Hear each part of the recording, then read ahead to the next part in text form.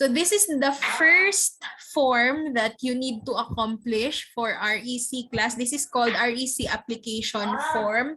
Alin dito yung kailangan yung i-fill up? You have there the title of the study, the one that was approved during the proposal defense, and then the study site, where are you going to conduct the study? If it is in the school, if it will be in the school, then you just write GSD-MSFI. No need to write anything here. This will be filled up by the REC. The name of the researchers, your contact information. Dito, pwede nang sa leader nyo na lang. And then itong co-researchers, if any. So most of the time, the co-researcher will be the advisor, but it is actually up to your agreement with your advisor whether she will become your co-researcher or not. So kailangan mag-sign kayo ng Memorandum of Agreement or MOA na meron talaga kayong agreement na co-researcher siya. So kailan siya magiging co-researcher? If ever there are parts of your paper na siya yung gumawa or galing sa kanya yung idea. So, pwede niyo siyang gawing co-researcher. But, itong co-researcher kasi, kailangan talaga may agreement kasi may mga implications. Ito, kung naging co-researcher siya, meaning isa siya sa author, isa siya sa nagmamay-ari ng paper ninyo. Therefore, pwede niyang gamitin ang paper niyo anytime, pwede niyang i-present to any research forum, or pwedeng siya, kung may mga contest, pwede niyang gamitin ang paper niyo anytime. That's the implication of the co-researcher. So again, you come up with an agreement with your advisor whether she will become a co-researcher sa inyong papel. Okay? Next, name of institution, GSD-MSFI lang ito dito. And syempre, address ng GSD-MSFI. And then, type of study. So you just choose here what type of study yung current research ninyo. If hindi nyo siya makita dyan, just write here sa others. So source of funding, I think wala naman ditong funded by any organization or even sa government. So most likely this will be self-funded. So it's up to you na lang. Duration of the study, you just set here the target date kung kailan kayo mag-start with the data gathering, and then yung target date nyo din ng pag-end ng study ninyo. Number of participants, if any. Pero syempre kung wala namang human participants, so wag na lang. NA lang ilagay. And then no lang tayo dito with the technical review and review from another research ethics committee. And then in this part, you just give a brief description of your study, a brief description. So you just have to inform the REC about your study, especially the objectives of your study. So summary lang siya. Kung hindi magkasya, then you may use another sheet for this. Now, checklist. Ito yung kailangan i-prepare ninyo kasi hahanapin ito ng Research Ethics Committee, aside from the forms na ipapresent ko sa inyo this evening. So basic requirements. Number 1, letter request for review. Since we don't have a final chairperson para sa REC ngayon, i-address nyo na lang muna sa akin since ako pa rin naman yung magfo-forward nito sa chairperson. So just write my name, full name, and then sa baba, so for example, you just sa letter ninyo, my name there, and then sa baba, REC Secretariat. Yan na lang muna.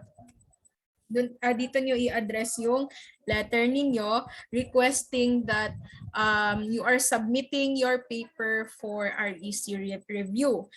Now, endorsement and referral letter. Saan ito galing? Ito yung sinabi ko kanina na this will be coming from your advisor. Ang laman ng letter na ito is dapat nag-state na-check na niya yung paper ninyo, na-revise nyo na from the proposal defense and that ready na siya for the REC review. And then syempre you have to submit also a copy of your paper. So ito yon. Full proposal or study protocol. So ito pwede ito silang naka-PDF except for the forms. Itong application form and yung dalawang forms later na ipipresent ko. Naka-Microsoft Word lang siya para hindi mahirapan yung reviewer sa pag-check and pagbigay ng comment. Okay? The rest, pwede na PDF. Itong curriculum vitae of the researchers, pwede nang hindi separate sheet kasi I believe your paper has the CV sa last part. So, okay na yon. And then, you also have to submit a copy of your informed consent, both in English version and another version na kayo ang mag-decide kung ano sa tingin ninyo ang mas applicable sa inyong human participants, kung Filipino ba or Bisaya. So it's up to you. Dalawang klaseng informed consent yan. Again, English version and another version na you think most understandable sa mga participants ninyo. That's the informed consent ha. And then itong assent form ay nakalagay if applicable. Ano ba itong assent form? If your respondents or your participants are minor or yung mga bedridden or anyone na walang kakayahan na magbigay ng informed consent, ang ipapasign natin is the assent form. So, sino magsasign nito? Yung guardian nila or yung parents. Because again, for example, minors, they are not capable, sa law natin, they are not capable of giving consent. Therefore, everything has to go through sa guardian nila or sa parents. So if applicable, you have to include this also, both in English version and another version na sa tingin ninyo mas mas makakaintindi ang inyong participants or respondents.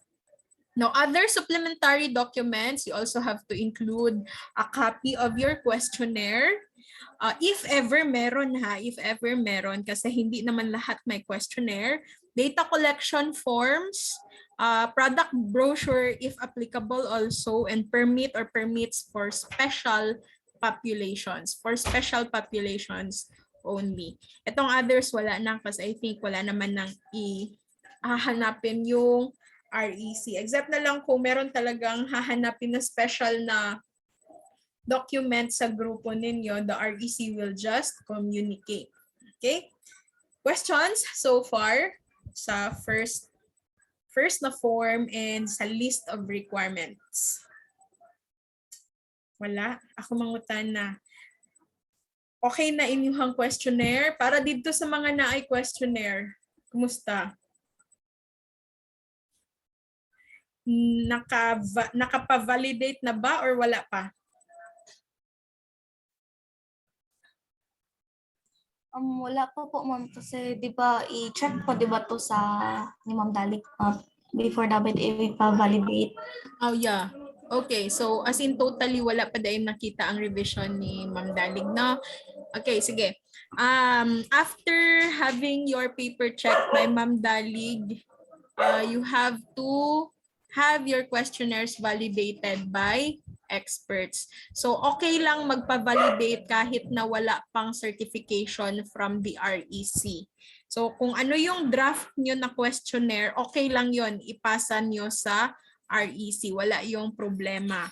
Kasi the REC will not really be concerned that much sa inyong questionnaire, but mostly sa mga ethical considerations lang kasi sila. Kaya ang na-highlight talaga dito yung informed consent or yung assent form. So again, pwede lang draft na questionnaire ang ipasa sa REC, but the one na ipa-validate ninyo sa experts is yung na-check na ni advisor ninyo. Okay? Sa mga experts, our minimum requirement is dapat na ay master's degree, MA or MS. Okay? And I think ang uban nga grupo merong mga na suggest during the proposal defense sa inyo kung kanino kayo magpa-validate. You have to do it quick ha. You have to do it by January kay usahay busy kaayo na inyuhang mga duulan nga magpa-validate. Usahay nagadili sila, naga-refuse sila, so you have to look for another one. So that was the problem of the previous batch na they were declined by most of the people sa school na naay master's degree due to busy schedule. So as much as possible, agahan yun na hindi pa sila nabibisi. Okay? Ayan. And then aside from that, di ba may mga letters kayo? May letter kayo na isa-submit sa school, kay dean, especially if magkandak kayo ng experiment sa laboratory, and then other groups will have to submit permission letter from different companies like sa hospital or sa kung asa man mo magkandak sa inyong study. You can start the submission of the letters to those entities by now. Kay dugay pug kaayo na sila mutubag. Especially last year, especially katong mga ang mga participants are coming from hospitals here in General Santos City. Murag January sila naghatag sa ilahang letter, gitubag sila March na. So agahan nyo din kay para dili mo maipit sa time. Kay by May, schedule na yan siya ng final defense ninyo. And by final defense, you have to submit a complete paper.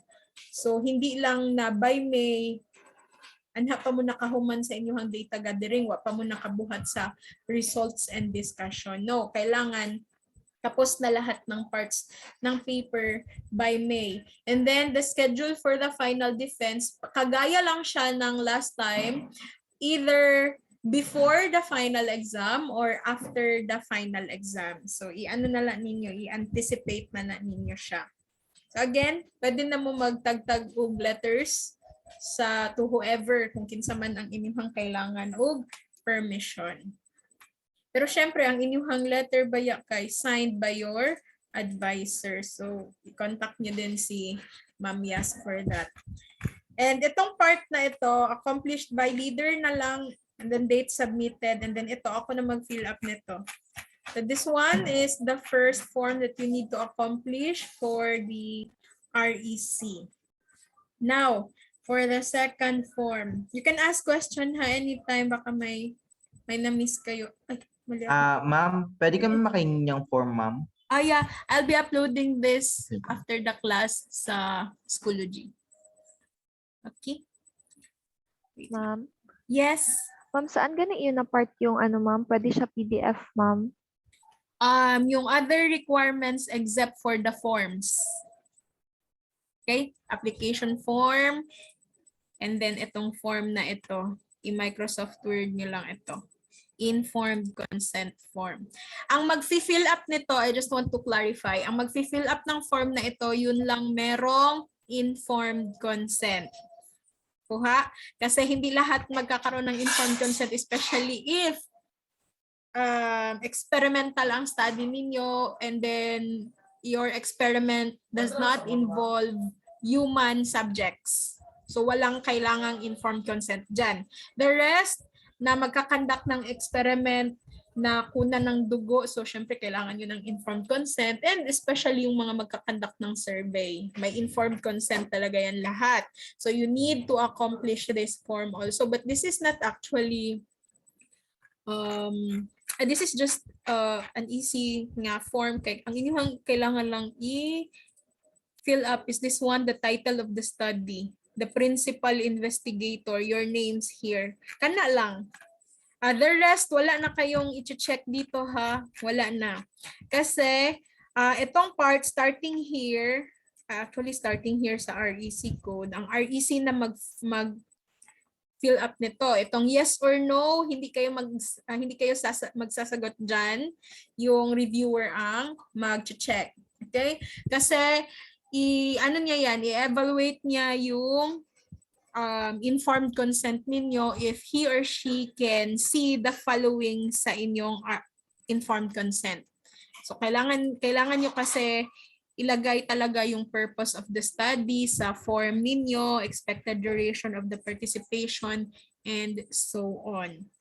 So ngayon pa lang, you study this form para if ever meron kayong part here na hindi nasali sa current informed consent ninyo, isali nyo na siya para diretso-diretso na din ang pag-review ng mga reviewers. Para diretso na, meron kasi sila ditong recommendation. Either you will be exempted if your study does not involve human subjects.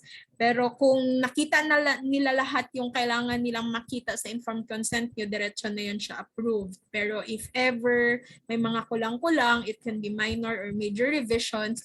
And kung may problem talaga sa informed consent nyo, pwede nila yung i-disapprove and it will prolong ang inyong paghulat kung kanus amo pwede mag-start ug gather sa data. Okay? Questions about the informed consent assessment form? Wala.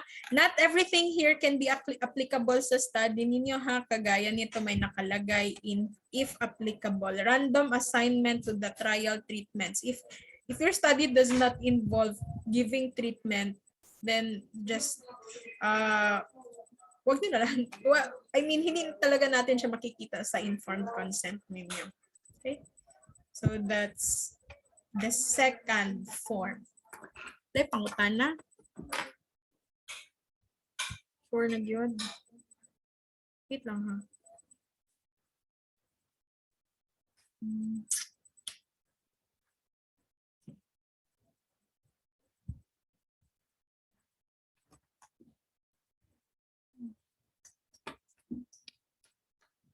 Ma'am, paano namin to i-submit lahat, good ma'am? I-submit namin personal ma'am or online lang po? Online lang siya. Okay. Wait lang. So, bali parang i-word lang namin siya lahat, ma'am? Pwede PDF ang iba, pero as much as possible yung mga forms naka-Microsoft Word. I-submit ninyo din sa email sa research office. Kaya ako lang maghihapon mag-forward dani sa mga reviewers. GSD, MSFI, research office at gmail.com. Ang subject, ang title ng inyong submission should be MTRes_surname of leader. Yun dapat yung subject ng file para hindi tayo magkalituhan. Madali kong mas ma-forward sa reviewer ang study ninyo. Kasi hindi kasi kayo magkaparehas ng reviewer. So mag-a-assign yung chairperson ng REC kung sino yung magiging reviewer sa ganitong study and so on. Depende sa kanilang expertise. Mas madali kasi kung alam ko na kung sino yung leader, most likely madali siyang ipasa na, i-forward. So again, GSDMSFI Research Office at gmail.com. I hope next week makapag-submit na kayo. January 19 naman dahil karon. Magkapit na mag-February. Okay. Kasi madugay yan. Ano yung hindi ko na-discuss? Wait lang. Isa na lang yung hindi ko na-discuss na form. Yes. Yung sa validators, ma'am, pwede ma-add, ma'am. Kay sa yung sa amin. Okay lang po din. Pwede. Pwede ma-add. Ma'am. Okay. Okay. So this one is the last form and every group has to accomplish this. Again, lahat ng grupo kailangan mag-accomplish nitong form na ito. We call this protocol assessment form. So you just have to fill up the date of submission, study title. The principal investigators, you are the principal investigators, so kindly include all the name of the group members. The rest, itong type of review hanggang conflict of interest, ang reviewer na ang mag-fill up niyan. Na meron tayong instruction dito kasi both you and the reviewer will have to fill up this form. Para sa inyo, please indicate in the space provided below whether or not the assessment points are complied in your study protocol. So indicate also the page number and paragraph where the needed information can be located. So itong part, itong nakalagay to be filled out by the PIs or the principal investigator, ito lang yung part na mag-fill up kayo. Dito mag-fill up yung mga reviewers. So ano ang gagawin? Mag-check lang. Check lang inyong isulat dirihan, check kung yes or not applicable. So for example, objectives are the objectives specific, measurable, attainable, and reasonable. If you have your objective written in your paper, then syempre butangi lang ninyo og check. Ana, most likely yes jud mo tanan din ha, kay you are all required to place the objective of your study. Later yung may mga NA pwedeng mag-check dito sa NA. And then you have to properly indicate kung anong page number makita ang objectives ninyo. So for example, nasa page 5 siya, lagay niyo lang dyan ang page number. So that is also true for all the other assessment points like your literature review. Syempre, you all have the RRL and pakilagay na lang ng page number. The research design, sampling design, sample size, data analysis plan. Pero not every group has inclusion or exclusion criteria. So kung wala kayong either inclusion or exclusion criteria, dito kayo mag-check sa not applicable. Therefore, wala talaga tayong page number dyan. And the withdrawal criteria also. Sa conduct of the study, depende if you have your specimens. Kung magkuha kayo ng dugo or kung ano pang mga specimens ang kailangan ninyo. So, kailangan kasi nakalagay yan sa protocol kung paano nyo siya i-handle, i-store, i-dispose, and so on. So hahanapin yan siya if ever applicable ha. So kung hindi, mag-NA lang. Yung qualifications of researchers, yes kayo lahat dito. Meron naman kayong curriculum vitae provided at the last portion. And then the duration of the study. Makikita natin ito sa scope and delimitation. Kung kailan kayo mag-start and kailan yung target nyo na mag-end ang study ninyo. For ethical considerations, syempre makita natin ito sa ethical consideration din na part ng study ninyo. Kailangan nakalagay talaga if you have human participant, the participation should be voluntary. Meron kayong clause for privacy and confidentiality, you have your informed consent. Yung recruitment na part is more on the methodology na section. How are you going to recruit them to participate in your study? If ever merong risk, merong benefits, pero kung wala, lagay nyo lang NA. So kung saan nyo yan siya sinulat na part sa study nyo, lagay nyo din yung page number. And then itong other ethical issues, pwede na itong walang page number. Kasi lahat naman ng part kailangan hindi plagiarized. So you have to be honest ha, kailangan sa plagiarism mag-yes kayo dito. Kasi ang nakalagay, proper citation is observed. If you have done that, then syempre yes. That is also true for fabrication, falsification, conflict of interest. Itong focus group participant discussion, I think not applicable. Wala atang mag-FGD sa inyo. Visit, permission from organization and location. Depende kung applicable sa study niyo, pero again, wala na siyang page number. Ang authorship, ito yung sinabi ko kanina, kung gagawin niyo bang co-researcher ang inyong advisor. So, yun. Lagay nyo kung meron kayong MOA, lagay nyo page number kung saan nyo i-attach yung MOA ninyo. So the rest, dito na part, reviewer comments, ang reviewer na ang mag-fill up nito. For example, naglagay kayo ng page number pero pagtingin niya sa page number, hindi naman pala objectives ang nakasulat. Talagang magkakaroon niya ng comment dyan.